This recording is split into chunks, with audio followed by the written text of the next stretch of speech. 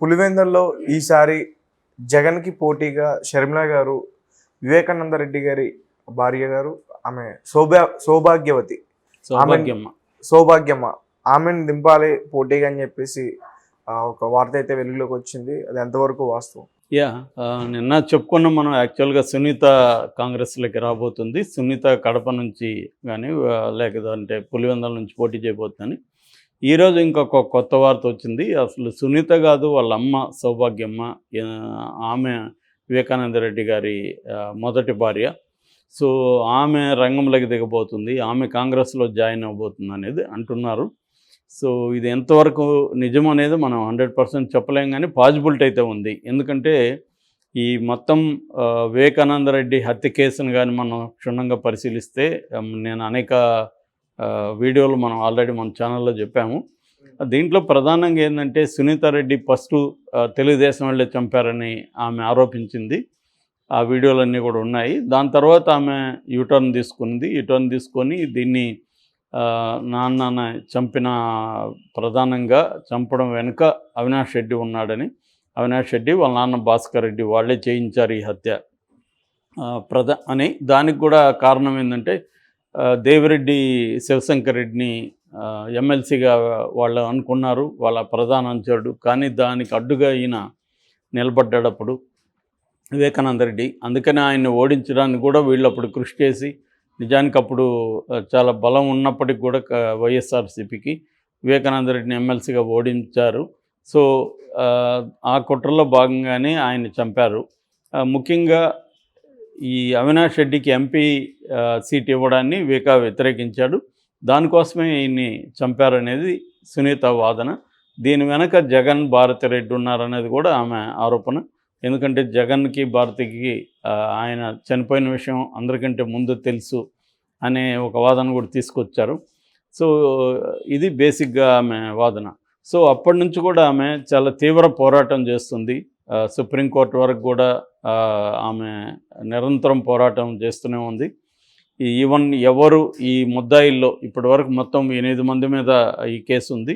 అందులో ఒకరిని తీసేస్తే దస్తగిరి, అతను అప్రూవర్గా మారాడు కాబట్టి అతను పక్కన పెడితే మిగతా 7 మంది ముద్దాయిలు అనుకోవచ్చు. 7 మందిలో ఎవరు కోర్టులో బెయిల్ పిటిషన్ వేసినా, ఏ రకమైన రిలీఫ్ పిటిషన్ వేసినా ఈమె ఇమీడియట్గా ఇంప్లీడ్ అయిపోతుంది. ఈవెన్ సిబిఐ ఇన్వెస్టిగేటివ్ ఏజెన్సీ కూడా పట్టించుకొని సందర్భాల్లో కూడా సునీత రెడ్డి ఇంప్లీడ్ అయిపోయి తన అడ్వకేట్స్తో వాదింపచేయడం, తను ఒక్కోసారి అడ్వకేట్స్ లేనప్పుడు తనే వాదించడం, ఇలాగా చేస్తుంది. దీనికి ఆమె కోట్లాది రూపాయలు ఖర్చు కూడా పెడుతుంది. ఎందుకంటే మనకు తెలుసు, ఒక అడ్వకేట్స్ సిద్ధార్థ లోధరా లాంటి అడ్వకేట్స్ గంటకే కోట్లు తీసుకునే స్థాయిలో ఉంటారు.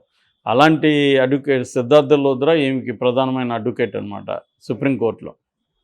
సో అందువల్ల ఈమెకి వెనక తెలుగుదేశం సపోర్ట్ చేస్తుందన్న వాదన కూడా ఉంది ఎప్పటి నుంచో. ఏదేమైనప్పటికీ ఆమె అయితే నిరంతరం ఈ కేసు మీద పోరాడుతుంది కాబట్టి ఖచ్చితంగా ఆమె రాజకీయంగా కూడా దీన్ని ఎక్స్పోజ్ చేయాలి, ప్రజల్లోకి తీసుకెళ్ళాలి అనే ఒక గట్టి పట్టుదలతో ఉన్నట్టు తెలుస్తుంది. ఎందుకంటే జగన్ క్యాంప్ ఏం చేసిందంటే వీళ్ళ హస్బెండ్ నర్రెడ్డి రాజశేఖర రెడ్డి వాళ్ళే చంపారన్న ఒక వాదనని బయటికి తీసుకొచ్చింది. అది ఎందుకు చంపారంటే ఆస్తి కోసం. షమీం అనే ఒక ఆవిడని రెండో పెళ్లి చేసుకున్నాడు. ఆస్తి అంతా కూడా ఆమెకు రాసి ఇచ్చేశాడు. ఆ డాక్యుమెంట్స్ అంతా కూడా ఆయన వీలునామా అదంతా కూడా అక్కడ ఉన్నాయి. అవన్నీ తీసుకురమ్మని ఈమె ఈ టీమును పంపించింది. ఈమె వీళ్ళ హస్బెండ్ పంపిస్తే వాళ్ళ పర్సనల్ గ్రడ్జెస్లో పేపర్లు మాత్రమే తీసుకురాకుండా వాళ్ళకుండే లైంగిక పరమైన సమస్యలు, ముఖ్యంగా వివేకాకి అమ్మాయిల అఫైర్స్ ఎక్కువ ఉన్నాయి. అందుకని సునీల్ యాదవ్ వాళ్ళ మదర్తో, ఇటు ఉమాశంకర్ రెడ్డి వాళ్ళ మదర్తో ఇలాగా వ్యవహరించిన ఇది ఉంది. అట్లాగే ఎర్రగంగారెడ్డికి ఆయనకు కూడా విభేదాలు ఉన్నాయి. దీనివల్ల వాళ్ళు పర్సనల్ గడ్జి పెట్టుకొని చేశారు. ఈవెన్ దస్తగిరికి కూడా ఇంతకుముందు డ్రైవర్గా ఉన్నప్పుడు తీసేయడం, అతన్ని దుర్భాషలాడడం, ఇవన్నీ దస్తగిరికి కూడా కోపం ఉంది ఆయన మీద.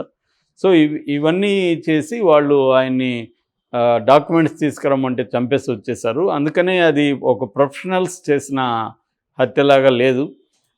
అనేక లూజన్స్ ఉన్నాయి. నిజంగా ప్రొఫెషనల్స్ చేస్తే దాన్ని తెల్లారే వరకు బ్లడ్ క్లీన్ అవన్నీ చేయకుండా ఎందుకుంటారు? ఎందుకంటే క్రైమ్ సీన్ అనేది వాళ్ళ కంట్రోల్లో ఉంది. ఎప్పుడో అర్ధరాత్రి 1 గంట తర్వాత చంపారు. మార్నింగ్ 6 వరకు వాళ్ళ కంట్రోల్లో ఉంది సీను. వాళ్ళు ఎంతసేపు అయినా నీట్గా క్లీన్ చేసి వాళ్ళు అనుకున్న పద్ధతిలో శవాన్ని ప్రొజెక్ట్ చేయొచ్చు. రెండోది వాళ్ళు హత్య అని తెలియకూడదు అనుకున్నప్పుడు ఈ గొడ్డలతో భయంకరంగా నరికి అంత బ్లడ్ కింద పోయే విధంగా ప్రొఫెషనల్స్ చేయరు. చాలా కూల్గా పని ముగించుకొని వెళ్తారు. ఇది అట్లా లేదు, ప్రొఫెషనల్స్ చేసినట్టు లేదు ఇది. కాబట్టి వీళ్ళు ఆయన్ని చంపాలని వీళ్ళకి కూడా ఏం లేదు, సునీతకు కానీ నర్రెడ్డి రాజశేఖర రెడ్డికి కానీ. సో వీళ్ళు ఏం చేశారంటే ఆ డాక్యుమెంట్స్ తెమ్మని పంపిస్తే ఆ డాక్యుమెంట్స్ తేకుండా వీళ్ళు ఈ పని చేస్తారు. డాక్యుమెంట్స్ కూడా తీసుకొచ్చారు లాస్ట్లో, కానీ ఈ పని చేశారు.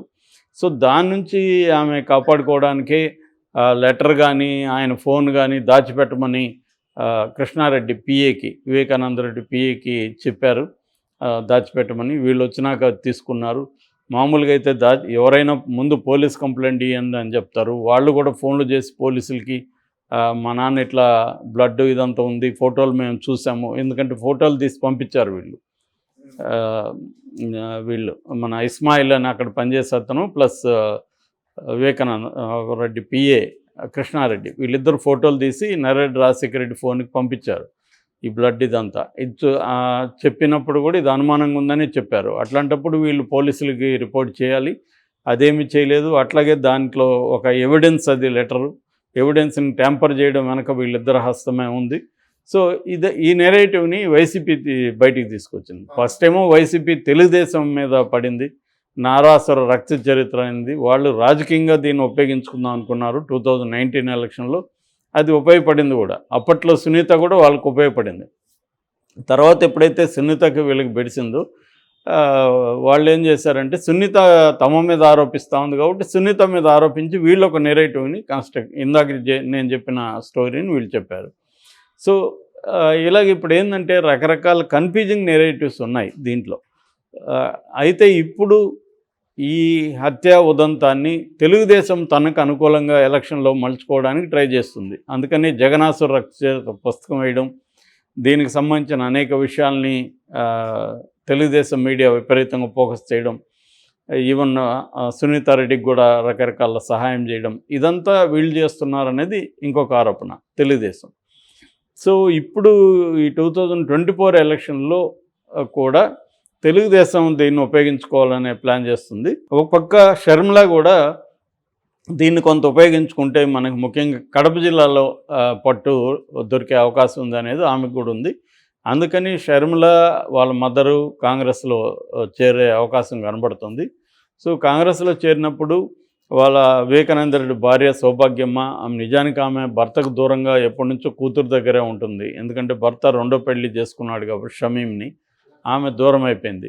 సో సౌభాగ్యమ్మ ఆయనతో లేదు.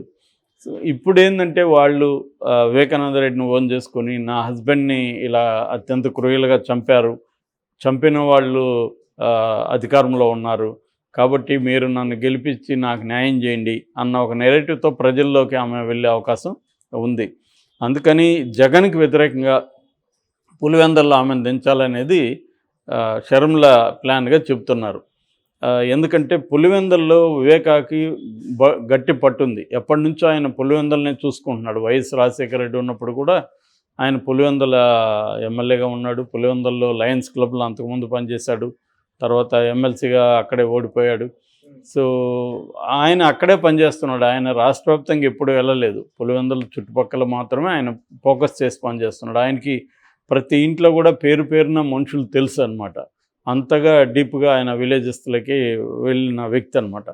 సో అందువల్ల ఇప్పుడు ఆ సింపతి జనాల్లో ఉంటుంది. వివేకానంద రెడ్డి మన సమస్యలన్నిటికీ పట్టించుకునేవాడు.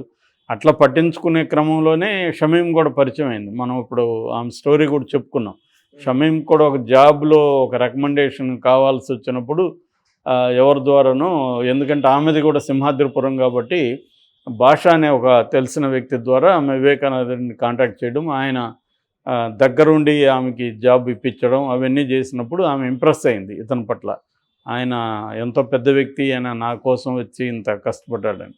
ఆ క్రమంలో ఈయనకి కూడా అప్పటికే భార్యతో కొంత భేదాలు ఉండి, రెండోది ఆయన కొంత అమ్మాయిల పిచ్చి ఉందనేది కూడా చెప్తారు. సో అలాగా ఆమెతో పరిచయం కావడం, తర్వాత పెళ్లి చేసుకోవడం, వాళ్ళకు ఒక బాబు, ఇవన్నీ జరిగాయి. సో ఈ కాంటెక్స్ట్లో ఆయన చనిపోయిన దాన్ని ఇప్పుడు చర్చకు తీసుకోవడం ద్వారా ఇది జగన్ ఆశీస్సులతో వీళ్ళిద్దరే చంపారు, భాస్కర్ రెడ్డి అవినాష్ రెడ్డి చంపారు అన్న నెరేటివ్ని తీసుకుని వెళ్ళడం ద్వారా ఆమెకి బలం పెరిగే అవకాశం ఉంది. జగన్కి ఆ మేరకు నష్టం జరిగే అవకాశం కూడా క్లియర్గా కనబడుతుంది. ఆమె కానీ దిగితే మాత్రం జగన్కి కొద్దిగా ఇబ్బంది అయితే వస్తుంది.